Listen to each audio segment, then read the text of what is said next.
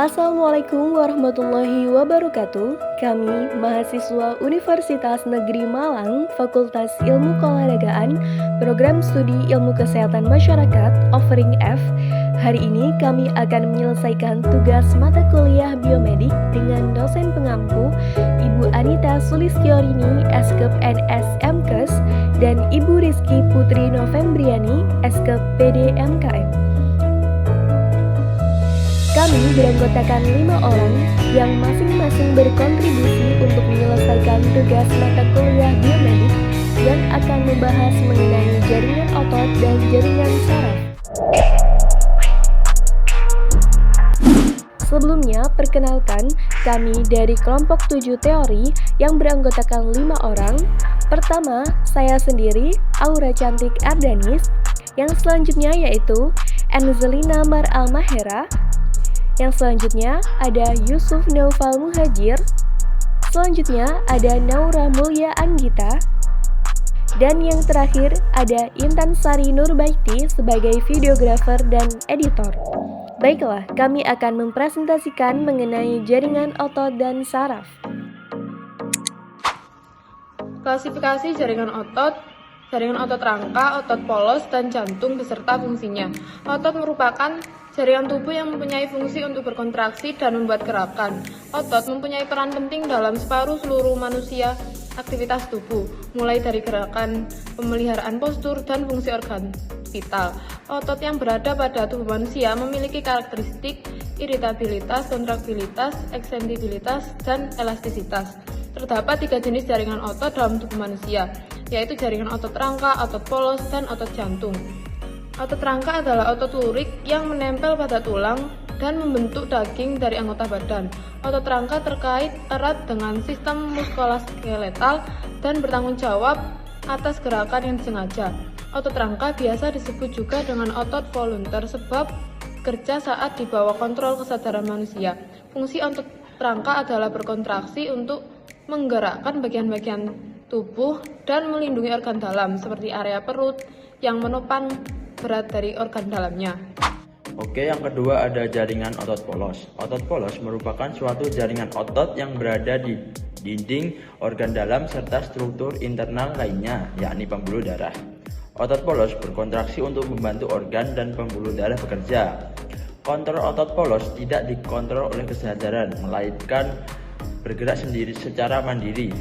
Otot polos berfungsi untuk kontraksi, membantu pencernaan dan pengumpulan nutrisi.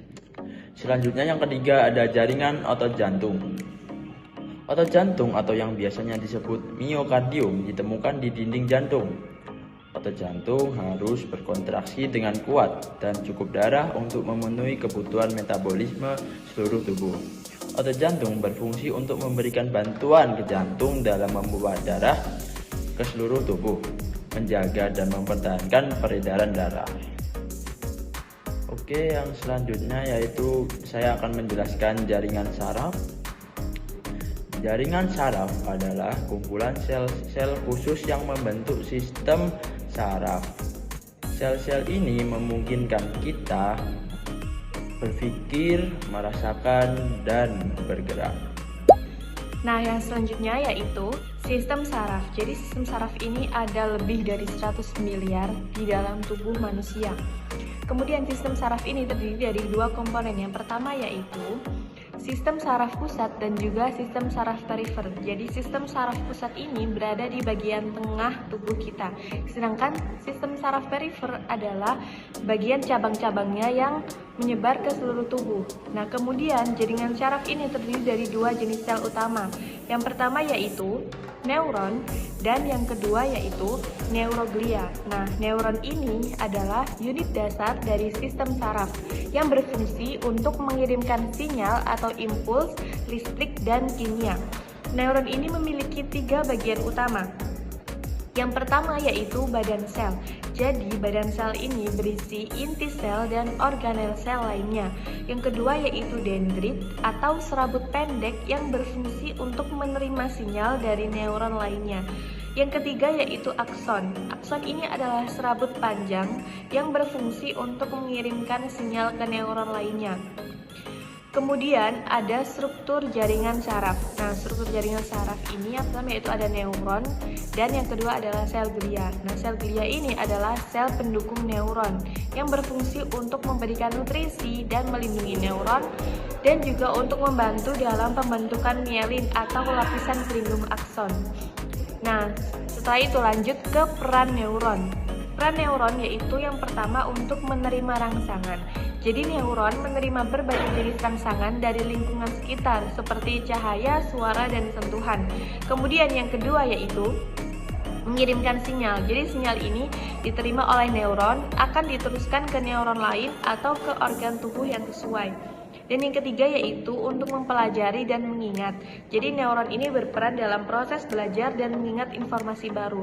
Nah, yang kedua yaitu peran dari sel glia. Nah, peran dari sel glia ini itu ada berbagai macam, yaitu yang pertama untuk melindungi dan juga mendukung neuron. Sedangkan yang kedua yaitu untuk menghasilkan cairan dan untuk melindungi otak dan juga sumsum tulang belakang. Sedangkan untuk mikroglia sendiri yaitu untuk melindungi dari patogen dengan cara melawan atau memakan patogen tersebut. Yang selanjutnya yaitu ada oligodendrosit dan juga sel swan. Jadi oligodendrosit dan juga sel swan ini untuk menghasilkan selubung mielin. Yang selanjutnya yaitu ada fungsi jaringan otot dan saraf dalam pergerakan dan merespon tubuh. Sistem kerja saraf dan otot tidak dapat dipisahkan, di mana kerja keduanya harus memberikan aksi dan reaksi yang sesuai guna menghasilkan suatu gerakan yang terkoordinasi dan fungsional. Fungsi jaringan otot sendiri memiliki peran penting dalam fungsi fisiologis tubuh. Mulai dari yang pertama yaitu gerak. Gerakan otot yaitu ada dua. Yang pertama gerak perpindahan tempat seperti berjalan, berlari, berlambai tangan. Lalu gerakan yang kedua yaitu gerakan yang sulit diamati, seperti yang ada di dalam organ tubuh, seperti denyut jantung, pencernaan, dan gerakan pengosongan kantong kencing. Terus fungsi otot yang kedua yaitu untuk menjaga postur tubuh supaya tetap tegak dan stabil. Fungsi otot yang ketiga yaitu menghasilkan panas yang berguna untuk menjaga suhu tubuh supaya tetap hangat, terutama saat cuaca dingin. Contohnya saat kita kedinginan, otot akan menggigil untuk menghasilkan panas. Fungsi jaringan saraf. Fungsi yang pertama yaitu sebagai penerima informasi. Menerima informasi bisa berasal dari luar atau dalam tubuh. Contohnya menerima rangsangan dari lingkungan sekitar, seperti cahaya, suara, dan sentuhan. Sedangkan yang berasal dari dalam tubuh itu seperti rasa lapar, haus, dan mengantuk. Yang kedua, sebagai pengolah informasi. Setelah menerima informasi, jaringan saraf, terutama otak dan sumsum tulang belakang akan memproses informasi tersebut. Proses ini melibatkan analisis, interpretasi, dan pengambilan keputusan tentang tindakan yang tepat sebagai respons. Yang ketiga, sebagai pengendali respon.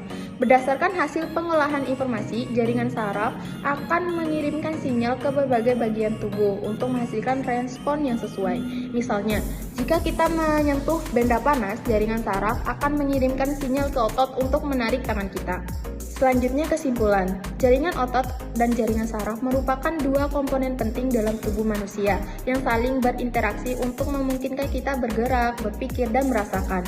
Jaringan otot itu terdiri dari otot lurik, otot polos, dan otot jantung yang bertanggung jawab atas pergerakan tubuh dan organ dalam. Sebaliknya, jaringan saraf ini terdiri dari neuron yang berfungsi sebagai pusat kendali yang menerima, memproses, dan mengirimkan sinyal ke seluruh tubuh. Kerjasama antara jaringan otot sama jaringan saraf itu sangat penting. Misalnya saat kita mengangkat tangan, sinyal dari otak atau jaringan saraf ini merangsang otot-otot di lengan otot untuk berkontraksi. Apabila ada gangguan pada salah satu jaringan ini, dapat menyebabkan berbagai penyakit mulai dari kelumpuhan hingga gangguan kognitif.